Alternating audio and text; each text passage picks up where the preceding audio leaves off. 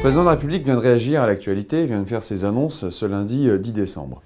3 remarques. Première remarque, on sent une profonde insincérité dans son discours. On voit bien quelqu'un qui manie bien l'art des médias, mais qui en réalité manque de sincérité, et je pense que l'opinion publique ne s'y trompe pas. Deuxième remarque, un président de la République est à contretemps.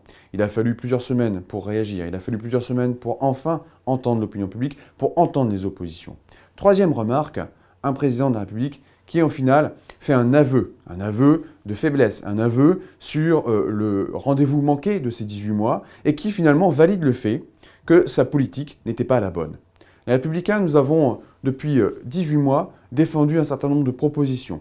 Nous avons mis sur la table des suggestions pour, finalement, renforcer le pouvoir d'achat des Français. Les heures supplémentaires défiscalisées, ce sont les Républicains qui le défendent depuis 18 mois. Je dirais même depuis 7 ans, puisque les heures supplémentaires défiscalisées avaient été mises en place par Nicolas Sarkozy, supprimées par François Hollande, conseillées par Emmanuel Macron à l'époque, et qui aujourd'hui revient sur cette décision.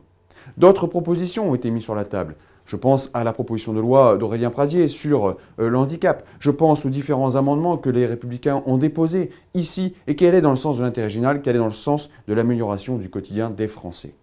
On voit donc qu'après avoir écouté, entendu, après avoir réagi à l'opinion publique, le président de la République tend à apporter quelques éléments de réponse, mais nous sommes encore en attente.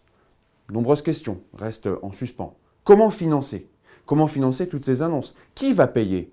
Est-ce que le président de la République va lever l'impôt? Sur qui? Comment? Est-ce que le président de la République va dépasser les 3% de Bruxelles? Tout cela, nous attendons encore de nombreuses réponses. Nous resterons mobilisés chez les Républicains, mais surtout, nous voulons simplement lancer un message à la majorité.